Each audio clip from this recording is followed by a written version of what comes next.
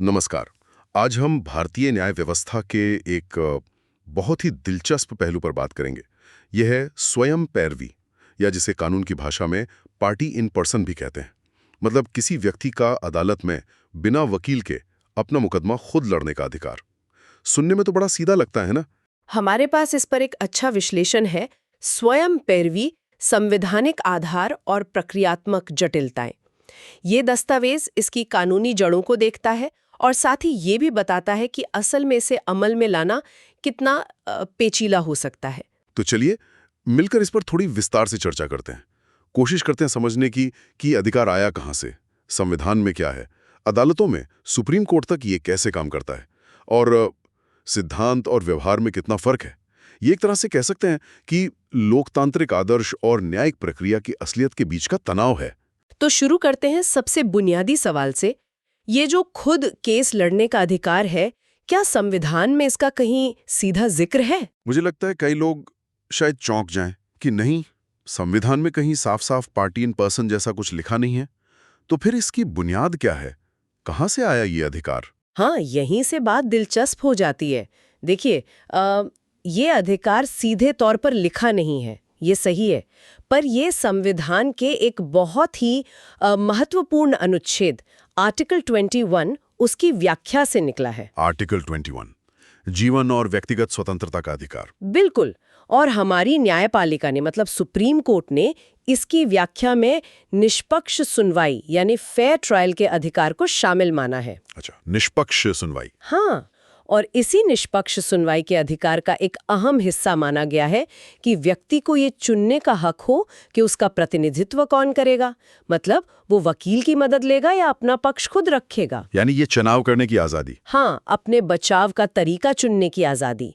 इसे न्यायिक निष्पक्षता का एक बुनियादी तत्व माना गया है।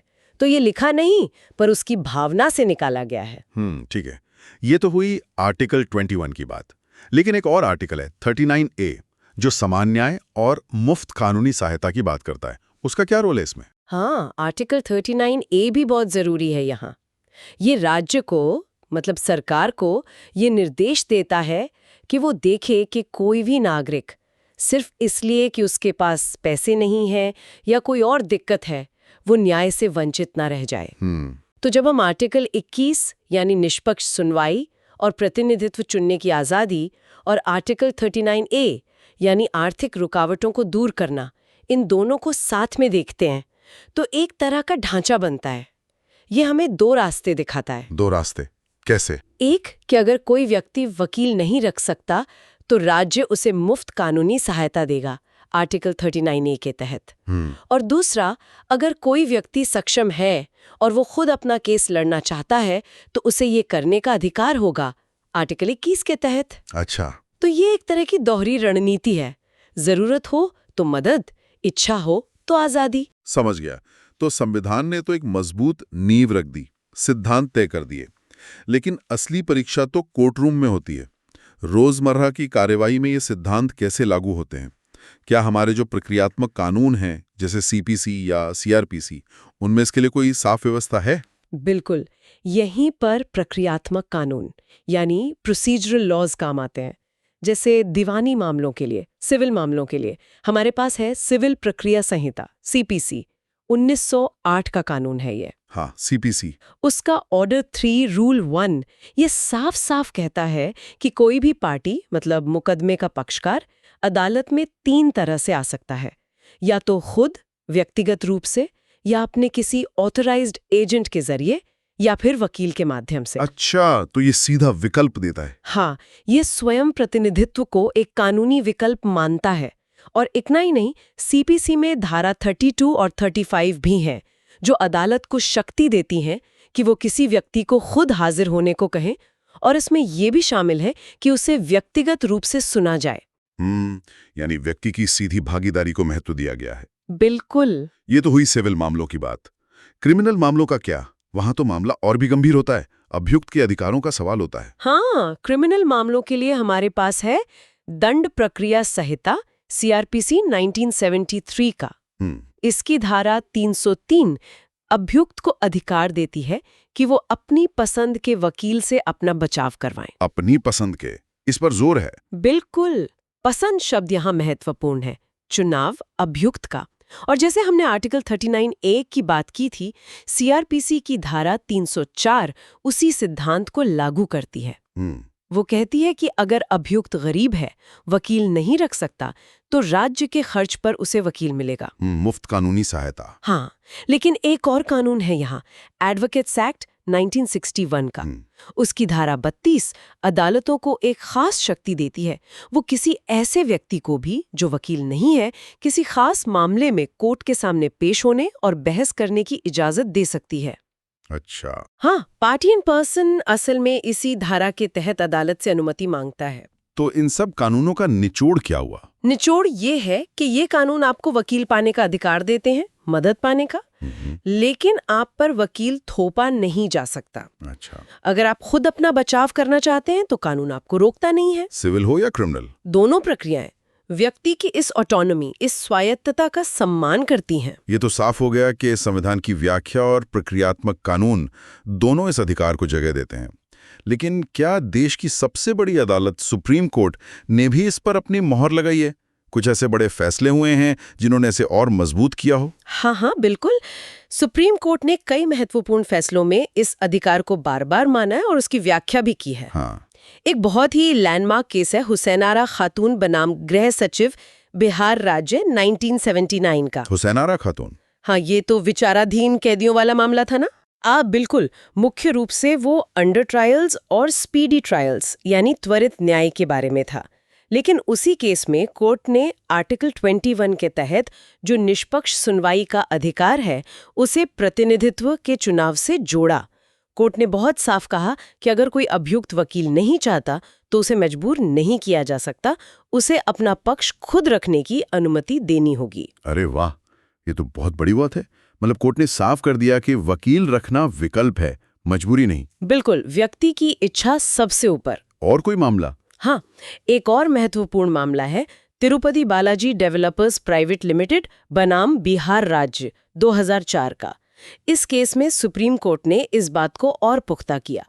कोर्ट ने कहा कि हर लिटिगेंट, हर वादी, चाहे मामला किसी भी तरह का हो, सिविल, क्रिमिनल या कोई और, उसे अधिकार है कि वो कोर्ट में व्यक्तिगत रूप से उपस्थित हो और अपने मामले में खुद बहस करे। अच्छा, यानी इसका दायरा और बढ़ा दिया। हाँ, बिल्कुल। इसे एक तरह से यूनिवर्सल सिद्धांत बना दिया। यहाँ आकर मामला वाकई बहुत दिलचस्प मोड़ ले रहा है। तो ये अधिकार कानूनी तौर पर स्थापित है, सुप्रीम कोर्ट ने भी मान लिया। लेकिन अब आते हैं उस जगह पर जहाँ कानून की सबसे जटिल परतें होती हैं, खुद सुप्रीम कोर्ट। अच्छा। क्या कोई आम नागरिक देश की सर्वोच्च अदालत में, जहां इतने बड़े संवैधानिक मसले सुने जाते हैं, अपना केस खुद लड़ सकता है? वहां की प्रक्रिया क्या है? ये तो बहुत ऊंचा लेवल है। हाँ, देखिए, सैद्धांतिक रूप से तो बिल्कुल लड़ सकता है, लेकिन जैसा आपने कहा, सुप्रीम कोर्ट में स्वयं प्रतिनिधि की जो प्रक्रिया है वो कहीं ज्यादा फॉर्मल है, ज्यादा सख्त है। सख्त क्यों? उसके पीछे ठोस कारण है। एक तो सुप्रीम कोर्ट में आने वाले मामले अक्सर बहुत ही जटिल होते हैं, उनमें कानून के गहरे सवाल होते हैं, कई बार संविधान की व्याख्या के मुद्दे होते हैं। दूसरा, सुप्रीम कोर्ट के फैसलों का असर पूरे देश पर पड़ता है, इसलिए वहां गलती की गुंजाइश कम होती है, सटीकता बहुत जरूरी है। सही बात है। और तीसरा, कोर्ट का समय वो बहुत कीमती है और मुकदमों का बोझ बहुत ज्यादा है, तो प्रक्रिया को कुशल बनाए रखना जरूरी है। इन सब वजहों से वहां व्यक्तिगत अधिकार और न्यायिक प्रक्रिया की जरूरतें, इनके बीच एक संतुलन साधना पड़ता है। तो ये संतुलन साधा कैसे जाता है? प्रक्रिया क्या है? क्या कोई खास नियम है इसके लिए? हाँ, इसी जरूरत को देखते हुए 2017 में सुप्रीम कोर्ट ने बाकायदा विस्तृत दिशा निर्देश जारी किए। उन्हें इन रे पार्टी इन पर्सन दिशा निर्देश कहते हैं। अच्छा, 2017 के दिशा निर्देश? हाँ, ये पूरी प्रक्रिया को व्यवस्थित करते हैं। तो क्या प्रक्रिया है, कैसे काम करती है ये? देखिए, होता ये है, पहला कदम, जो व्यक्ति खुद केस लड़ना चाहता है उसे सुप्रीम कोर्ट की रजिस्ट्री में एक पार्टी इन पर्सन याचिका देनी होती है। ठीक है, याचिका दायर की। दूसरा, फिर रजिस्ट्री उस याचिका और मामले को देखती है। वो आंकलन करते हैं कि मामला कितना जटिल है, कोई तकनीकी या संवैधानिक पेचीदगी तो नहीं। साथ ही वो याचिकाकर्ता की प्रकट सक्षमता का भी अंदाजा लगाते हैं। मतलब क्या ये व्यक्ति कोर्ट की कार्यवाही, नियम वगैरह समझ पाएगा? क्षमता का आकलन। हाँ, और एक बहुत जरूरी बात, कोर्ट की भाषा। सुप्रीम कोर्ट में कामकाज मुख्य रूप से अंग्रेजी में होता है, तो क्या वो भाषा समझ और बोल पाएगा? ये सब देखा जाता है। एक तरह की पहली जांच है ये। और अगर रजिस्ट्री को लगे कि मामला बहुत जटिल है या व्यक्ति सक्षम नहीं लग रहा, तो तीसरा, रजिस्ट्री अनुमति देने से मना कर सकती है और सलाह दे सकती है कि भाई आप वकील कर लें तो बेहतर है। आमतौर पर जो मामले सीधे सादे व्यक्तिगत किस्म के होते हैं, उनमें अनुमति मिलने की संभावना थोड़ी ज्यादा रहती है। और मान लीजिए रजिस्ट्री ने हाँ कर दिया, अनुमति मिल गई, तो फिर क्या वो व्यक्ति जैसे चाहे बहस कर सकता है? नहीं, ऐसा भी नहीं है। अनुमति मिलना सिर्फ पहला कदम है। चौथा, सुनवाई के दौरान भी जो जज मामले को सुन रहे हैं, उनका विवेक, उनका डिस्क्रेशन सबसे ऊपर रहता है। अच्छा, जजों का विवेक। हाँ, अगर जजों को लगता है कि व्यक्ति अपना पक्ष ठीक से नहीं रख पा रहा या वो कोर्ट के नियमों को तोड़ रहा है, बेवजह देरी कर रहा है, कार्यवाही में रुकावट डाल रहा है, तो कोर्ट दखल दे सकता है। बिल्कुल, कोर्ट हस्तक्षेप कर सकता है। पांचवां, ऐसी स्थिति में कोर्ट के पास कुछ विकल्प है। वो मदद के लिए एक एमिकस क्यूरी नियुक्त कर सकते हैं। एमिकस क्यूरी वो क्या होता है? एमिकस क्यूरी मतलब न्यायालय का मित्र। ये एक निष्पक्ष कानूनी विशेषज्ञ होता है जिसे कोर्ट अपनी सहायता के लिए नियुक्त करता है ताकि मामले को समझने में मदद मिले। अच्छा। या फिर कोर्ट उस व्यक्ति को सीधे सीधे कह सकता है कि आप वकील नियुक्त कीजिए ताकि न्याय प्रक्रिया ठीक से चले। समझ गया। और छठा, हाँ, ये उम्मीद तो हमेशा रहती है कि व्यक्ति अदालत की मर्यादा बनाए रखेगा, सही भाषा का इस्तेमाल करेगा और सारे कागजात वगैरह ठीक फॉर्मेट में जमा करेगा। नियमों का पालन बहुत जरूरी है वहाँ। तो हमने पूरी तस्वीर देख ली, संवैधानिक आधार, प्रक्रियात्मक कानून, सुप्रीम कोर्ट के फैसले और फिर सुप्रीम कोर्ट की अपनी वो खास थोड़ी सख्त प्रक्रिया। अब आते हैं सबसे बड़े सवाल पर, इन सब का कुल मतलब क्या है? हमारे पास ये अधिकार है, सिद्धांतों में बहुत अच्छा है, सुप्रीम कोर्ट तक रास्ता भी ये भले ही मुश्किल हो, लेकिन असलियत में जमीनी हकीकत पर ये कितना व्यवहारिक है? सिद्धांत और वास्तविकता में कितना फासला है? देखिए, सिद्धांत के स्तर पर तो ये अधिकार बहुत महत्वपूर्ण है, इसमें कोई शक नहीं। ये न्याय तक पहुंच को कहीं ना कहीं फैलाता है। ये उन लोगों के लिए सच में फायदेमंद हो सकता है जो या तो वकीलों की महंगी फीस नहीं दे सकते, या जिन्हें वकीलों पर भरोसा नहीं, या जिन्हें लगता है कि भाई मेरा मामला मैं खुद ही सबसे अच्छे से रख सकता हूँ। हाँ, ये हमारी न्याय व्यवस्था को ज्यादा लोकतांत्रिक बनाने के विचार को भी बल देता है कि हर आवाज सुनी जाए, चाहे वकील के जरिए आए या सीधे उस व्यक्ति से। ये तो हुआ एक पहलू, सकारात्मक पहलू, लेकिन दूसरा पहलू, इसमें जोखिम क्या है? क्या हर कोई ये कर सकता है? आप बिल्कुल सही जगह आ रहे हैं। यहीं पर वो सिद्धांत और व्यवहार का टकराव दिखता है। व्यवहारिक चुनौतियां और जोखिम वो बहुत गंभीर हैं। देखिए, कानून की प्रक्रियाएं वो बहुत जटिल होती हैं। सबूत कैसे पेश करने हैं, किस नियम के तहत कौन सी अर्जी देनी है, समय सीमा क्या है, जिरह कैसे करनी है, वकील इन चीजों को सीखने में सालों लगाते हैं। ये उनका पेशा है। सही बात है। अब सोचिए, एक आम आदमी जिसे कानून की ट्रेनिंग नहीं मिली, उसके लिए खासकर हाई कोर्ट या सुप्रीम कोर्ट में जहां मामले और भी पेचीदा होते हैं, वहां खुद अपनी पैरवी करना कितना मुश्किल और जोखिम भरा हो सकता है। हाँ, कल्पना कर सकता हूँ। एक छोटी सी प्रक्रियात्मक गलती, जैसे कोई जरूरी दस्तावेज टाइम पर फाइल न करना या कोई सबूत गलत तरीके से पेश कर देना, ये पूरे केस को खराब कर सकती है। नतीजा आपके खिलाफ जा सकता है, शायद इसलिए नहीं कि आपका केस कमजोर था, बल्कि इसलिए कि आप कानूनी प्रक्रिया को ठीक से फॉलो नहीं कर पाए। तो मतलब ये अधिकार होते हुए भी इसका इस्तेमाल करना बहुत मुश्किल है, कह सकते हैं। तो निष्कर्ष ये निकलता है कि स्वयं पैरवी का अधिकार एक महत्वपूर्ण संवैधानिक और लोकतांत्रिक सिद्धांत जरूर है, लेकिन हमारी न्याय प्रणाली की जो जटिलता है, जो बारीकियां हैं, वो इसके व्यावहारिक इस्तेमाल को काफी हद तक सीमित कर देती हैं। ये एक आदर्श अधिकार और एक कठोर वास्तविकता के बीच एक बहुत ही नाजुक संतुलन पर टिका हुआ लगता है। अधिकार कागज पर है, पर उसे प्रभावी ढंग से इस्तेमाल करना सबके लिए हर मामले में मुमकिन नहीं हो पाता।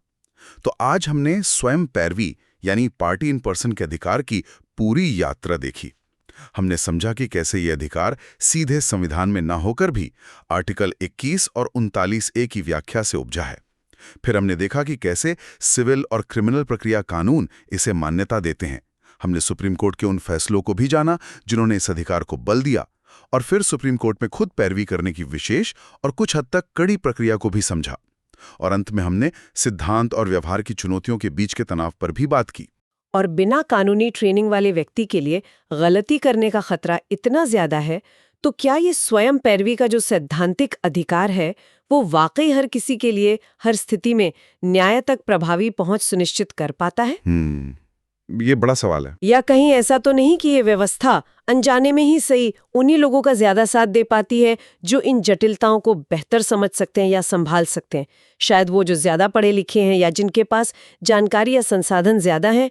और अगर ऐसा है तो क्या ये उस बराबरी के मूल सिद्धांत को ही कमजोर नहीं कर देता जिसे ये अधिकार बनाए रखने का दावा करता है? क्या ये वाकई सबको समान अवसर देता है या सिर्फ उसका एक भ्रम पैदा करता है? ये एक ऐसा सवाल है जिसका जवाब शायद आसान नहीं है और इस पर विचार करने की जरूरत है।